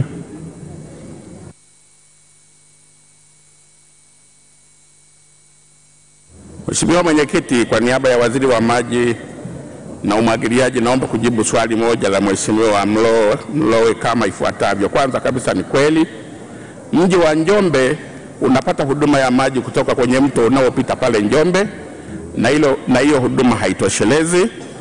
Lakini ni kweli kwamba mji wa Njombe ni kati miji 16 ambayo itakayofaidika na mkopo kutoka serikali ya India. Taarifa ni kwamba kinachoendelea ni kwamba kamati ya madeni hazina imeshakaa na kuridhia mkopo huo wa dola milioni 500. Kwa sasa serikali kupitia hazina wanakamilisha taratibu za kusaini ile financial agreement, lakini pia serikali kupitia Wizara ya Maji na Umwagiliaji sasa hivi inaandaa makandarasi watakaofanya usanifu wa haraka ili tuweze kutangaza tenda kwa ajili ya utekelezaji wa miradi hiyo. Baada ya huo mradi kukamilika, ni kuhakikishia Mheshimiwa Mlowe kwamba mji wa Njombe sasa utakuwa na maji ya uhakika ambayo wananchi watapata maji safi na salama kwa wakati wote. Asante waheshimiwa, tunaendelea. Swali namba 369 linaulizwa na Mheshimiwa Stanislaus Shingoma Mabula, mbunge wa Nyamagana. Mheshimiwa la Nyamagana linachukua kilomita za mraba 456. Kati ya hizo kilomita za mraba 71.56 ni eneo la maji ya Ziwa Victoria. Ni lini serikali itahakikisha kuwa wananchi wa Nyamagana wanapata maji ya uhakika, hasa ikizingatiwa kuwa mzunguko wa Ziwa Victoria? Mheshimiwa Injinia Isaac Kamulu anataka kuwa wananchi wa Nyamagana wanapata maji ya uhakika, hasa. Mheshimiwa Mwenyekiti, kwa niaba ya Waziri wa Maji na Umwagiliaji naomba kujibu swali la Mheshimiwa Stanislaus Shingoma Mabula, mbunge wa jimbo la Nyamagana kama ifuatavyo. Mheshimiwa Mwenyekiti, huduma ya maji katika wilaya ya Nyamagana jijini Mwanza inatolewa kwa 90% ya wakazi wote wa wilaya hiyo. Hata hivyo, baadhi ya wakazi ambao wanaishi sehemu za mwinuko pamoja na wanaoishi pembezoni mwa jiji wanakosa huduma ya maji. Mheshimiwa Mwenyekiti, serikali kwa kutambua hilo imepata mkopo wa masharti nafuu kutoka European Investment Bank kiasi cha euro milioni 54 sawa na shilingi bilioni 110 ili kuboresha huduma ya maji katika jiji la Mwanza kwa kuhusisha wilaya ya Nyamagana na Ilemela. Mkandarasi wa utekelezaji wa mradi huo amepatikana na ujenzi umeanza. Kazi zitakazotekelezwa ni pamoja na kuboresha huduma ya maji safi katika maeneo ya milimani, hususan yaliyoko juu ya matenki ya maji ambayo hayapati huduma kwa sasa, kubadilisha mabomba ya zamani yaliyochakaa na kuongeza mtandao wa mabomba pamoja na upanuzi na kuboresha miundombinu ya maji taka na mabwawa ya kutibu maji taka. Asante Mheshimiwa Mabula. Mheshimiwa Mwenyekiti, kwanza niishukuru tu serikali kwa huu mradi wa World Bank wa euro milioni 54 kwa niaba ya jimbo la Nyamagana pamoja na Ilemela. Lakini niseme tu kwa hali ya kawaida, Mheshimiwa Mwenyekiti, kama wananchi wa jimbo la Nyamagana wangekuwa wanapata maji kwa 90%, sidhani kama mbunge wao ningekuwa na sababu ya kusimama hapa na kuomba maji. Lakini tu niseme ukweli ni kwamba inawezekana mtandao wa maji umesambazwa kwa kiasi kikubwa, lakini upatikanaji wa maji sio sawa na takwimu zinavyosomwa. Sasa Mheshimiwa Mwenyekiti, swali langu la kwanza, ziko kata za Buhongwa, Lwanima, Kishili pamoja na Igoma na Nyegezi. Ni lini serikali itakuwa tayari pamoja na huu mradi wa euro milioni 54 kuangalia uwezekano wa kuongeza fedha zingine nyingi zaidi ili wananchi kwenye maeneo haya ya Buhongwa na maeneo ya Lwanima na kata zingine zilizotajwa waweze kupata maji kwa uhakika? Swali la pili, Mheshimiwa Mwenyekiti, pale kwenye jimbo la Ilemela umekuwepo mradi wa vijiji 10 toka mwaka 2010. Mpaka hivi tunavyozungumza leo ni kijiji kimoja peke yake cha Kayenze ndio kimepata maji. Ni lini serikali itahakikisha vijiji vya Nyamadoke, Kahama, Kabangaja, Igogwe, Igombe, Kabusungu na Nyafula vinapata maji haya kwa wakati kama ambavyo ilikuwa imekusudiwa? Nakushukuru Mheshimiwa Mwenyekiti. Asante Mheshimiwa Naibu Waziri Maji na Umwagiliaji, majibu kwa kifupi, muda si rafiki. Mheshimiwa Mwenyekiti, kwa niaba ya Waziri wa Maji na Umwagiliaji naomba kujibu maswali mawili ya Mheshimiwa mbunge wa Nyamagana kama ifuatavyo. Kwanza kabisa nichukue nafasi hii kumpokea Mheshimiwa mbunge kwa sababu kila wakati anakuja ofisini kuhusiana na mradi wa maji wa Nyamagana, na ndio maana Wizara ya Maji na Umwagiliaji pamoja na yeye na juhudi za wafanyakazi wote na serikali tumehakikisha kwamba tumepata hizi euro milioni 54 tukiwa pamoja na Mheshimiwa mbunge. Maana kila wakati alikuwa anakuja kuzungumza kuhusu wananchi wake, na amekuwa anasema inakuwa ni aibu kwa sababu Ziwa Victoria liko pale na watu hawana maji. Ndio maana hili limeweza amesaidia katika kusukuma ili tuweze kupata huu mradi. Mheshimiwa mbunge, umezungumzia baadhi ya kata. Mradi huu utakapokuwa umekamilika, zipo kata ambazo zitapata huduma ya maji. Kata hizi ni pamoja na Kishiri, Buhongwa, Bugarika, Nyegezi, Lwanima pamoja na Igoma. Aidha na vitongoji ambavyo vinazunguka katika hizo kata tutahakikisha kwamba zimepata maji safi na salama. Tumesema kwamba tunakarabati miundombinu iliyopo ikiwa ni pamoja na mabomba yaliyochakaa. Yakichakaa maana yake kupeleka huduma ya maji kwa wananchi inakuwa kidogo kuna shida. Na tutahakikisha sasa na vijiji vingine vyote vilivyobaki vinapata maji. Lakini umehoji kuhusu tamko la 90%. Hesabu ya 90% tunaihesabu kwa kuchukua population ya watu waliopo katika lile eneo na kuangalia ni watu wangapi wanaopata maji. Hatu cross over kwenda kwenye vijiji vyote, hapana. Tunaangalia una watu wangapi katika kata ya Nyamagana, je ni wangapi ambao wanapata maji, ndio tunapiga mahesabu kuhakikisha kwamba sasa hiyo 90% tunaipata. Kwa hiyo inawezekana kunaweza kukawa na kata lakini kwa sababu zina watu wachache ukakuta kwamba 90% ni kubwa, kumbe kuna kata ambazo bado hazijapata maji. Lakini ni kuhakikishia Mheshimiwa Mbunge, kama ambavyo tumeendelea kushirikiana na wewe unavyofuatilia suala la wananchi wako wa Nyamagana kupata maji, tuendelee kuwasiliana ili kuona mradi utakapokamilika kusiwe na eneo litakalobaki bila kupata maji. Asante. Nitachukua maswali mawili tu. Mheshimiwa Kiswaga. Asante Mheshimiwa Mwenyekiti. Kwanza nishukuru serikali kwa kutupa mradi wa maji pale Magu mjini. Kandarasi yuko site. Lakini pia nipongeze kampuni ya Alliance Engineering, mwekezaji amechimba kisima kirefu pale salama na kinatoa lita 9,000 kwa saa.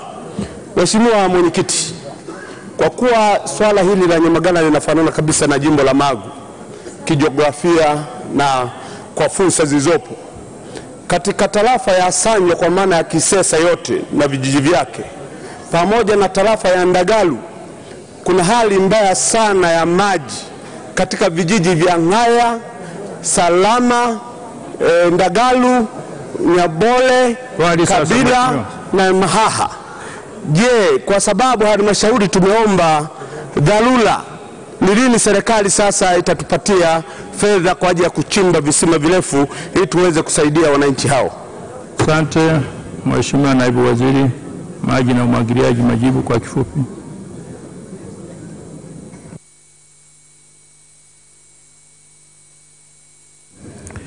Mheshimiwa Mwenyekiti, kwa niaba ya Waziri wa Maji na Umwagiliaji naomba kujibu swali moja la Mheshimiwa Mbunge Kiswaga kama ifuatavyo. Kwanza, ni kweli kabisa kwamba tumesaini mradi mkubwa ili kupata maji wilaya ya Magu mjini, lakini nikiri kwamba kuna kata ambazo ziko pembezoni na huo mji ambazo bado hazijapewa huduma ya maji. Lakini nichukulie ombi lako tuhakikishe kwamba tunapeleka visima. Ni kuombe Mheshimiwa Mbunge tuwasiliane, na sio wewe tu katika tarafa zako, ziko tarafa za wengine ni majirani zako pale Kasoria hakuna maji. Kwa hiyo niombe tuwasiliane ili tuweze kuangalia tufanyeje kupitia kwenye bajeti zako au maeneo mengine yoyote tutakaoona yanawezekana, tuhakikishe kwamba hayo maeneo yaliyobaki ya vijiji nayo pia yanapata walau dharura kwa kuchimbiwa visima kama maji yatakuwepo chini ya ardhi. Ni lengo la Wizara ya Maji na Umwagiliaji kuhakikisha kwamba wananchi wote wa Tanzania popote pale walipo tunawapatia maji safi na salama. Asante. Mheshimiwa Salma Mwasa. Mheshimiwa Njega. Asante Mwenyekiti kwa kuniona. Uhaba wa maji katika mkoa wa Dar es Salaam bado ni mkubwa sana, hasa kwenye maeneo ambayo hayana miundombinu ya maji. Sasa miradi hiyo mikubwa ya maji imeainishwa kwamba itatekelezwa Dar es Salaam.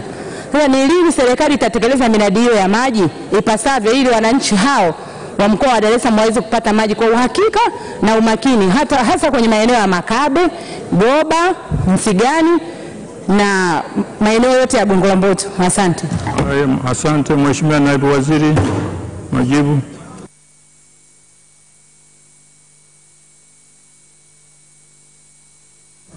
Mheshimiwa Mwenyekiti, kwa niaba ya Waziri wa Maji na Umwagiliaji naomba kujibu swali moja la Mheshimiwa mbunge kama ifuatavyo. Kwanza kabisa, kama tulivyotoa taarifa katika bunge hili, tumekamilisha miradi miwili mikubwa, Ruvu Juu na Ruvu Chini. Ruvu Chini inatoa lita milioni 270 kwa siku. Ruvu Juu inatoa lita milioni 196 kwa siku. Lakini pia mwezi huu tunakamilisha vile visima 20 Mpera na Kimbiji ambavyo vitatoa lita milioni 260 kwa siku.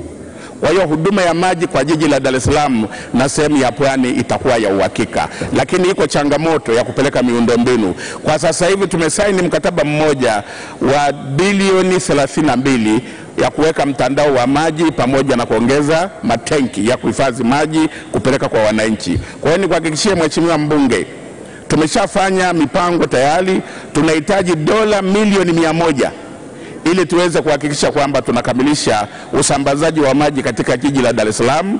Kwa hiyo tunaendelea, baada ya muda ambao sio mrefu sana, tutaona kwamba vijiji vyote, maeneo yote, mitaa yote ya Dar es Salaam inapata maji safi na salama, kwa sababu maji yapo, kilichobaki ni kusambaza. Asante Mheshimiwa Oran Jeza. Nashukuru sana mwenyekiti kwa kunipa nafasi ya kuuliza swali moja la nyongeza. Pamoja na jimbo la Mbeya vijijini kuzungukwa na milima inayotiririsha maji mwaka mzima, lakini wananchi katika vijiji vingi hawana maji salama. Je, ni lini serikali itajenga miundombinu kwa kuwapatia maji salama wananchi wa vijiji vya Mbeya vijijini? Asante. Asante Mheshimiwa Naibu Waziri. Ni lini mtajenga?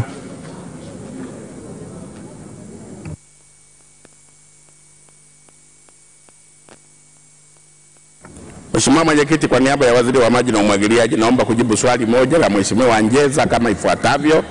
Tayari tunaendelea na usanifu na baadhi tumeshasaini mikataba kwenye jimbo lake kuhakikisha kwamba wananchi wote wa Mbeya vijijini, jimbo la Mheshimiwa mbunge, wanapata maji safi na salama. Tulikuwa tumebuni miradi kwenye vijiji kadhaa, lakini baadaye tukagundua kwamba yale maji yatakwenda kwenye kijiji cha mwisho na kuacha vijiji vya katikati. Tumechelewa kwa sababu ya kuhakikisha kwamba tunainisha na vijiji vya katikati, na nikuhakikishie Mheshimiwa mbunge kwamba mwaka ujao wa fedha mapema kabisa tutasaini mikataba, na mimi Mheshimiwa Waziri ameshanipangia ratiba. Katika ratiba mikoa nitakayoizungukia ni pamoja na mkoa wa Mbeya. Kwa hiyo nitahakikisha tunaambatana na wewe kuja kwako ili tuweze kuona hivyo vijiji vyenye uhaba mkubwa wa maji. Asante Mheshimiwa. Swali ya muda, najua swala maji ni tete. Tunaendelea. Swali namba 269 linaulizwa na Mheshimiwa 69 Geoffrey William Ngimo, mbunge wa Kalenga. Asante Mheshimiwa Mwenyekiti. Ni miradi mbalimbali ya maji katika jimbo la Kalenga inasimama kutokana na wakandarasi kutolipwa licha ya wananchi kukabiliwa na tatizo la maji. Asante na sahihi. Ni wakandarasi hao watalipwa? Swali hili kwenda kujibiwa na Mheshimiwa Engineer Isaac Kamwewe, Waziri wa Maji na Umwagiliaji. Mheshimiwa Naibu Waziri. Mheshimiwa Mwenyekiti, kwa niaba ya Waziri wa Maji na Umwagiliaji naomba kujibu swali la Mheshimiwa Godfrey William Mgimwa, mbunge wa jimbo la Kalenga kama ifuatavyo.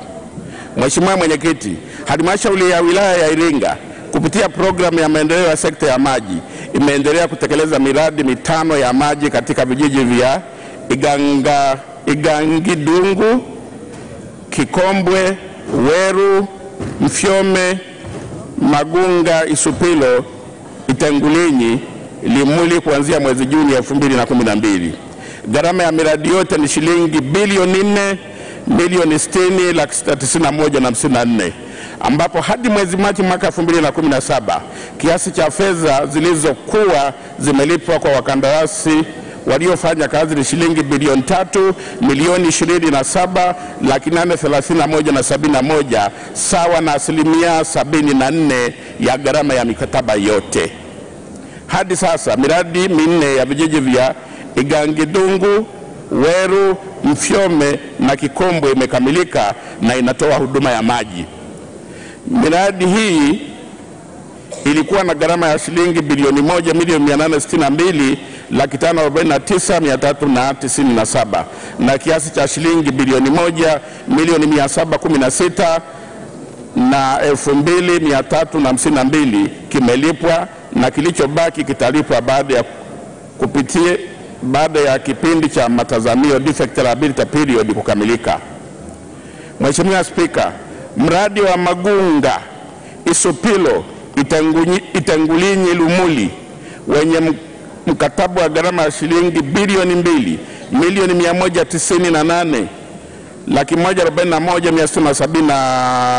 2,198,141,657 ulisimama mwezi Julai mwaka 2015 wakati mkandarasi akiwa amelipa shilingi bilioni 1,311,828,719 na utekelezaji wa mradi ulikuwa umefikia asilimia 45. Kutokana na kuchelewa kwa malipo, mkandarasi alifungua kesi ya madai adjudication na ya kulipwa riba kwa kucheleweshwa malipo ya interest pamoja na standby cost zinazofikia shilingi milioni 939,276,170. Halmashauri haikukubaliana na madai hayo, hivyo mkandarasi RJR Construction Company Limited akafungua shauri la madai arbitration na shauri limeshasikilizwa. Tunasubiri uamuzi wa arbitrator ili tujue hatima ya madai hayo. Ni azma ya serikali kuendelea na ujenzi wa mradi ili ukamilike na kuanza kutoa huduma kwa wananchi. Mheshimiwa Mwenyekiti, serikali itaendelea kuleta fedha ili kuwalipa wakandarasi kulingana na kazi zilizofanyika na kuhakikiwa. Mheshimiwa Mgimu, maswala ya nyongeza. Mheshimiwa Mwenyekiti, nakushukuru kwa kunipa nafasi. Kwanza nishukuru serikali kwa kupeleka fedha kwa ajili ya miradi hii ambayo imeorodheshwa. Lakini Mheshimiwa Mwenyekiti, kwa uhalisia ni kwamba miradi hii haijakamilika kwa 100%. Miradi miwili, mradi wa Mfyome na mradi wa Magunga Isupilo kuelekea Lumuli. Sasa Mheshimiwa Mwenyekiti, kwa sababu miradi hii imekaa kwa muda wa miaka miwili haijakamilika na halmashauri imeshapelekwa mahakamani kwa ajili ya kufanyiwa arbitration, ningependa sasa kupata commitment ya serikali ikiwa kama arbitration itaenda kinyume na matakwa ya serikali, yani serikali ilipe fedha hizi kwa mkandarasi, itatumia muda gani kukamilisha malipo haya kwa wakandarasi ili wananchi wangu waweze kupata maji katika miradi yao. Swali la pili, Mheshimiwa Mwenyekiti, katika utaratibu wa kutafuta wakandarasi, serikali inawaagiza wakandarasi kununua vifaa, na hivyo katika ununuzi wa vifaa wakandarasi hawa wanatozwa kodi ya VAT. Lakini wakati wa malipo, baada ya kupeleka zile certificate wizarani, serikali hailipi zile fedha ambazo wakandarasi wameingia, yani kwa maana ya VAT, na hivyo basi miradi inaendelea kusimama. Miradi inaendelea kusimama kwa sababu ya kutofanyika kwa malipo haya. Ningependa kujua, je, serikali ina mtazamo gani sasa kuhakikisha kwamba VAT inalipwa kama fidia kwa hao wakandarasi ambao katika miradi hii? Nashukuru Mheshimiwa Mwenyekiti. Asante. Mheshimiwa Naibu Waziri, majibu kwa kifupi.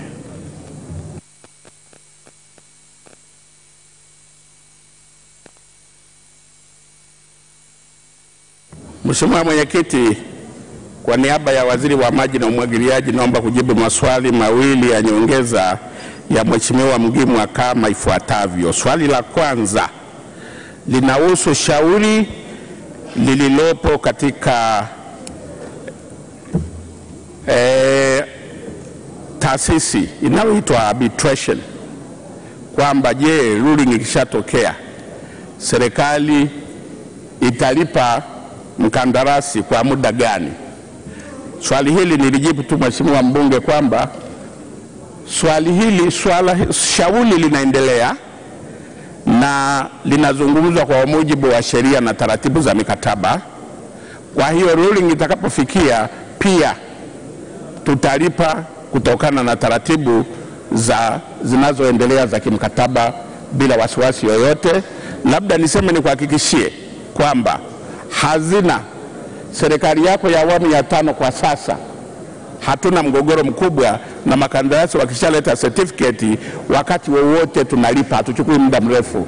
Na kwa sasa Mheshimiwa mbunge, na shilingi bilioni 7 angeleta hata leo, basi tusingechukua wiki moja, tungekuwa tumeshamlipa tayari. Swala la pili linahusu kodi VAT. Mheshimiwa mbunge, si tushughulikie utekelezaji wa miradi. Serikali imejigawa katika taasisi mbalimbali. Swala hili linawahusika, na wahusika hao wameainishwa katika mikataba, na mkandarasi anajua inapofikia swala la VAT anajua aende wapi. Kwa hiyo tuiache swala hili litekelezwe na wahusika ambao ni watu wa TRA. Asante Mheshimiwa Bobali na Mheshimiwa Getere. Mheshimiwa Mwenyekiti, nakushukuru. Mheshimiwa Mwenyekiti, nakushukuru. Mheshimiwa Getere ni wa mwisho. Mheshimiwa Mwenyekiti, nakushukuru kwa kunipa nafasi ya kuuliza swali. Ni wa mwisho, anaanza Mheshimiwa Bobali. Mheshimiwa Mwenyekiti, nakushukuru. Mheshimiwa Mwenyekiti, katika jimbo la Mchinga, katika kijiji cha Lihimilo na kijiji cha Kitoavi, katika mwaka wa fedha 2016-17 vilichimbwa visima ambavyo vinahitaji umaliziaji wa takriban kama shilingi milioni 142 kwa kisima kimoja, na kingine milioni 132. Sasa kwa kuwa Mheshimiwa Naibu Waziri umesema kwamba tayari mnazo pesa shilingi bilioni 7, na unajua nimesha kusumbua sana juu ya swala hili, nihakikishie sasa ni lini hizi fedha shilingi milioni 142 kwa Lihimilo na shilingi milioni 132 kwa Kitoavi mtazipeleka ili mkakamilishe vile visima. Asante Mheshimiwa Naibu Waziri, majibu.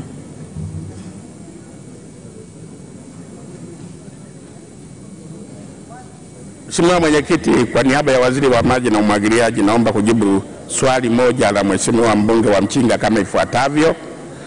Kwa bahati nzuri yeye mwenyewe ni mjumbe, ni mwenyekiti wetu kwenye hii kamati ya maji na umwagiliaji. Tumeweka utaratibu Mheshimiwa mbunge, visima tumechimba, maji yamepatikana, kilichobaki ni miundombinu. Utaratibu wetu tuliouweka, mkandarasi, mwambie mkurugenzi wako, wewe ni diwani kwenye halmashauri, mkurugenzi aingie mikataba na makandarasi kwa ajili ya miradi ya kusambaza hayo maji kupeleka kwa wananchi. Akisha saini, wakitekeleza, certificate ikapatikana, Mheshimiwa mbunge, na kuomba uiwasilishe hata kesho. Waheshimiwa wabunge, ni kwamba hatupeleki hela bila kuwa na hati ya madai. Tulifanya hivyo huko nyuma, tukapata shida, sasa hivi tumeboresha. Na niwaambie tu kwamba tumekwenda vizuri sana hadi mwezi wa 4 tarehe 30. Naishukuru sana na hazina wanaendelea kuleta fedha. Hadi kupitia mfuko wa maji tumeshapokea bilioni 118. Kwa hiyo fedha tunayo, wakamilishe huo mradi, walete, tutalipa hiyo hela. Asante Mheshimiwa Getere. Nakushukuru Mheshimiwa Mwenyekiti kwa kunipa nafasi ya kuuliza swali dogo la nyongeza. Mheshimiwa Mwenyekiti, katika jimbo langu la Bunda kuna miradi ya maji ya Nyamswa, Salama Kati, Mgeta, Nyangalanga, Kiloleli, Nyabuzume, Kambubu na mradi wa umwagiliaji wa Mariwanda. Miradi yote hii ni ya muda mrefu sana. Mheshimiwa Mwenyekiti, nitaka kujua tu waziri kwamba hii miradi ambayo tayari mengi hao wameshaitolea fedha na haijakamilika kwa muda mrefu, ni lini sasa hii miradi itakamilika? Na hii ni mara kama ya 4 kuuliza maswali haya kwenye bunge hili. Asante. Kwani kuna migogoro na mkandarasi? Mimi Naibu Waziri.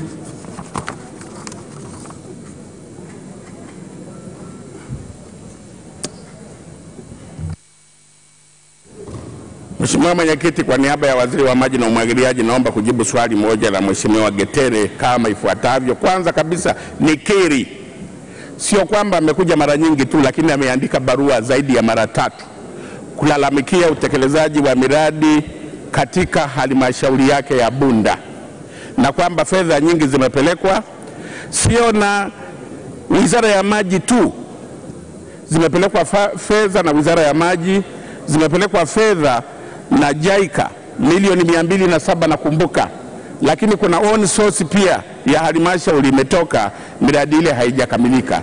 Sasa Mheshimiwa mbunge, mimi naona tufanye suala moja, nitume sasa wataalamu wangu wa Wizara ya Maji waje kwako, waje kuangalia hili, baadaye na mimi pamoja na wewe tutakwenda pamoja, twende tukaangalia kuna tatizo gani. Kama alivyosema mwenyekiti, pengine kuna shida ya makandarasi au kuna shida ya watekelezaji wetu wa halmashauri kama tulivyobaini katika maeneo mengine. Asante waheshimiwa, tunaendelea. Swali 371 linauliza na Mheshimiwa Peter Joseph Serukamba, mbunge wa Kigoma Kaskazini. Jimbo la Kigoma Kaskazini katika kata ya Ziwa kuna tatizo kubwa la mawasiliano ya simu na hasa katika vijiji vya Kalalangabo, Ubalala, kuna tatizo kubwa la mawasiliano ya simu na hasa katika baadhi ya vijiji. Je, lini wananchi hawa watapatiwa mawasiliano hayo? Mheshimiwa Mwenyekiti, swali liloulizwa na kuelekezwa kwa Waziri wa Ujenzi, Uchukuzi na Mawasiliano. Napenda kujibu swali la Mheshimiwa Peter Joseph Serukamba, mbunge wa Kigoma Kaskazini kama ifuatavyo.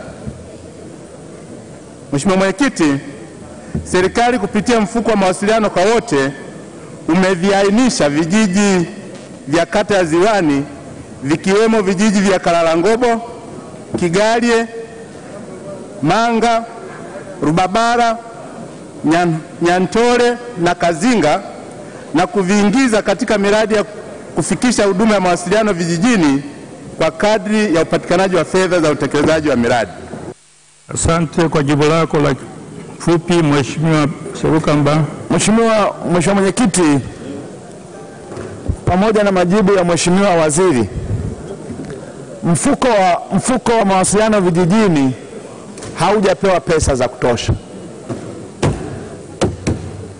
lakini waziri anasema vijiji hivi vimeingia kwenye mfuko wa mawasiliano vijijini. Je, nataka kujua kama kweli imeingia, kazi hii inaanza lini? Swali la pili, nilidhani serikali ingekuja na jibu la kusema badala ya kutegemea bajeti ya serikali waongee na makampuni ya simu kama Halotel, Airtel na Vodacom na Tigo ili waweze kupeleka mawasiliano kwenye vijiji hivyo, kwa sababu mbele ya Kazinga kuna Mwamgongo ambao Mwamgongo tayari kuna mawasiliano na huwezi kufika Mwamgongo, lazima uanzie Kazinga. Kwa hiyo nitarajia serikali badala ya kutegemea bajeti peke yake ni kuombe uende kaongea na makampuni ya simu ili waweze kupeleka huduma hiyo kwenye vijiji hivyo. Asante Mheshimiwa Naibu Waziri, majibu kwa kifupi.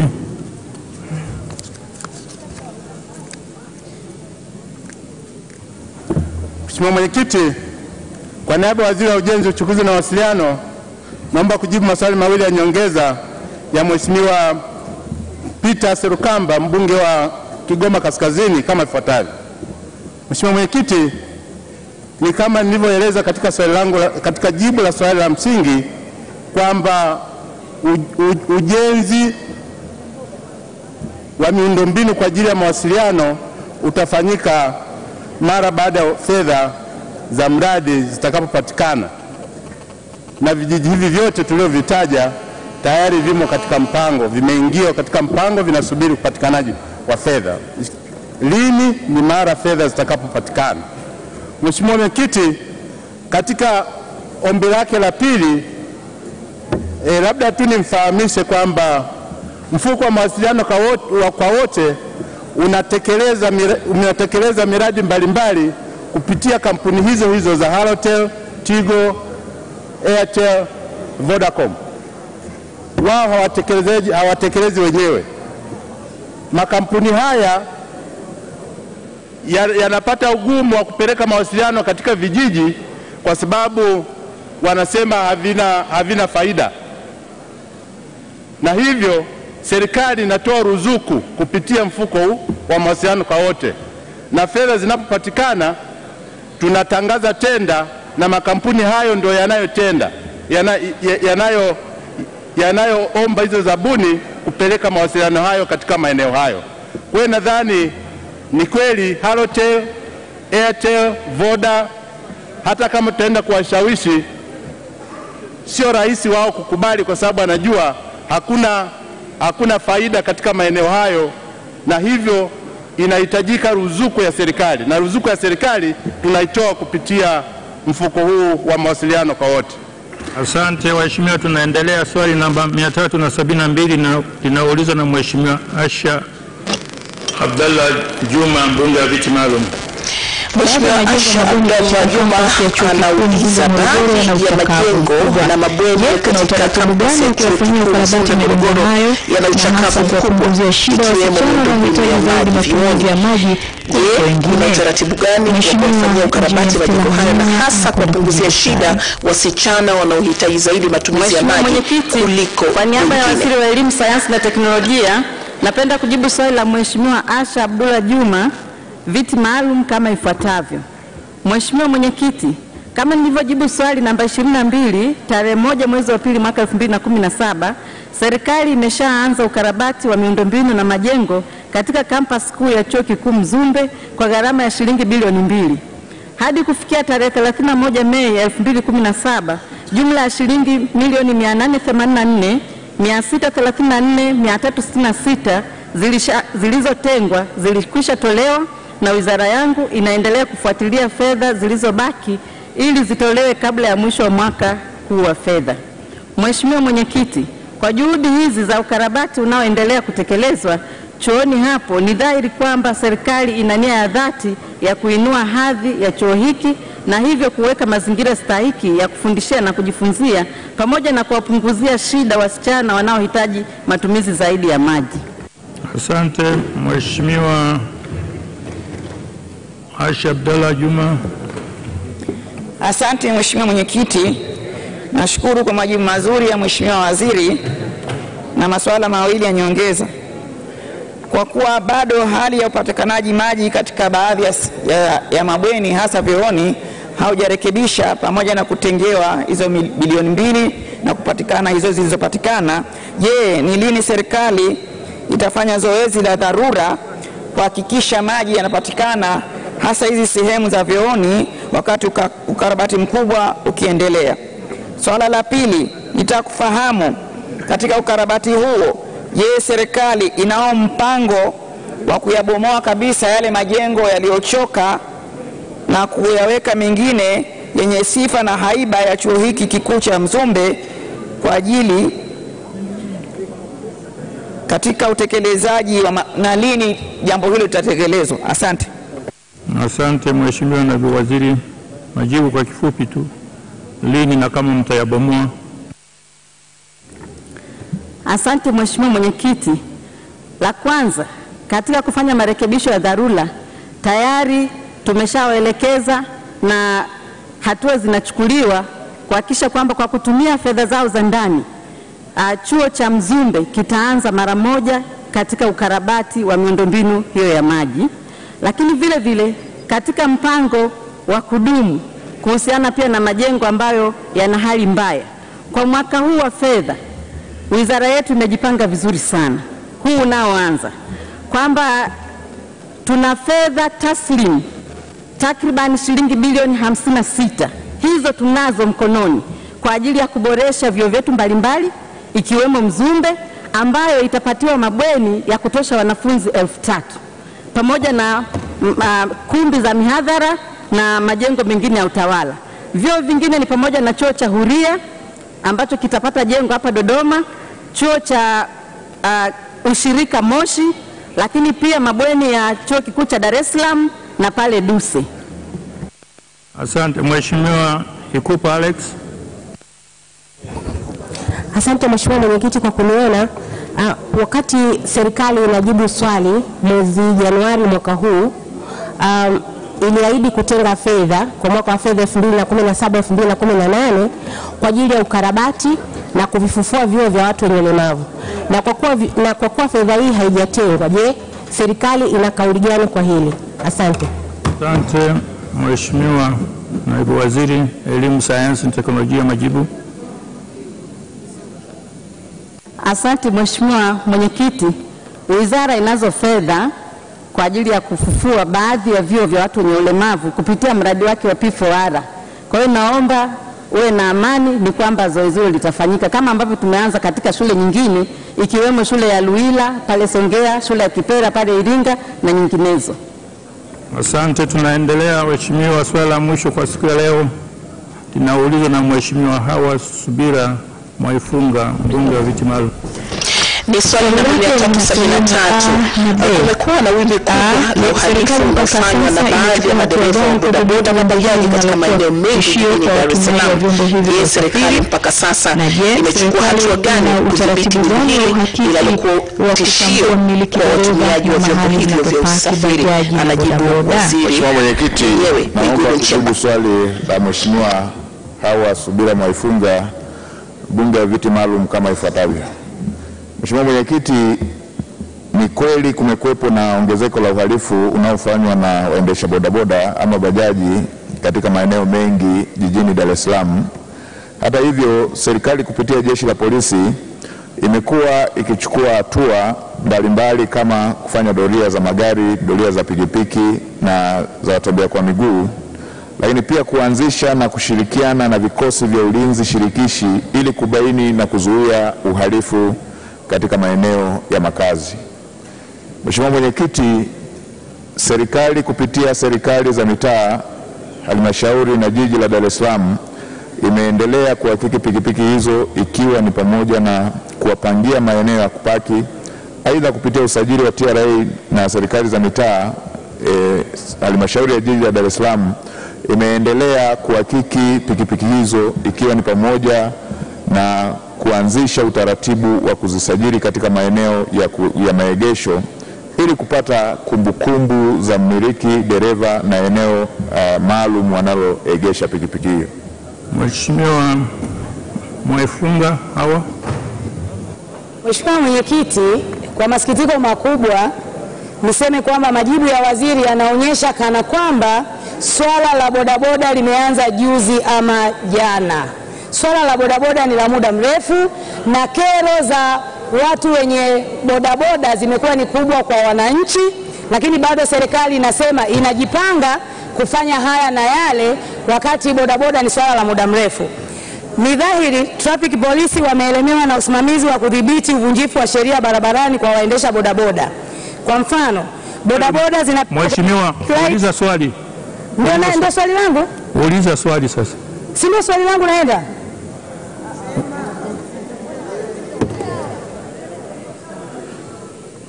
Kwa mfano, bodaboda zimekuwa zikipita kwenye traffic light wakati wowote bila kufata taa. Je, serikali haioni ni wakati sasa wa kubadili ama kuboresha mikakati yake ili kuimarisha usalama barabarani, hususan jinsi ya kusimamia hawa wenye bodaboda? Swali la pili, Mheshimiwa Mwenyekiti, nchini Rwanda wenzetu wana utaratibu mzuri wa kusajili madereva wa bodaboda na kusajili vituo ambavyo wanafanyia kazi.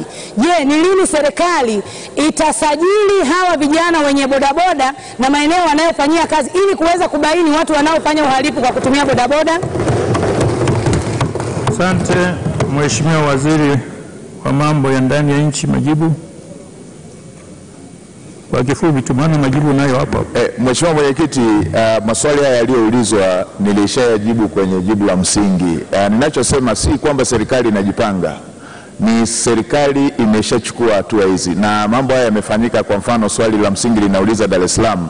Pale Dar es Salaam hatua kubwa sana imeshafanywa ya kusajili waendesha pikipiki, na haikuishia hivyo tu, wamewapa mpaka jezi za kuwatofautisha na mtu mwingine ambaye hakupangiwa katika vituo hivyo. Lakini si hilo tu, ukisema tunajipanga ni kama vile pikipiki ni zile zile ambazo zilishasajiliwa. Kama tulishasajili, wakija wapya inabidi pia tuendelee kuwasajili. Ndio maana utaona kwamba zoezi hilo linaendelea kuwa endelevu. Kuhusu hii ya waendesha bodaboda kupita kwenye taa, hilo ni jambo la tabia ambalo tumeendelea kuchukua hatua, lakini elimu imeshatolewa na utaratibu ambao wanatakiwa wafuate ulishatolewa. Kwa hiyo tunaendelea kuchukua hatua kwa wale wanaovunja sheria hizo.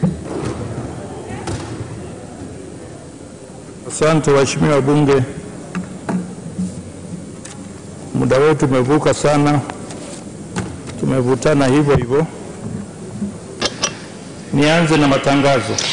Naam, na ndivyo basi kipindi cha maswali na majibu kinavyokamilika katika siku ya leo tarehe 12 ya mwezi wa 6 mwaka 2017, ikiwa huu ni mkutano wa 7 kikao cha 45. Kinachofuata baada ya kipindi hiki cha maswali na majibu ni hoja za serikali, na kwamba waziri wa fedha na mipango Mheshimiwa Philip Mpango yeye basi ataliomba bunge likubali kujadili hali ya uchumi wa taifa kwa mwaka 2016 na mpango wa maendeleo wa taifa kwa mwaka wa fedha 2017-2018, lakini vile bunge likubali kupitisha mapendekezo ya serikali kuhusu makadirio ya mapato na matumizi kwa mwaka wa fedha 2017-2018. Ya mwenzangu Mbozi Katala, naitwa Heshim Hidin na kuambia asante na kwaheri kwa muda.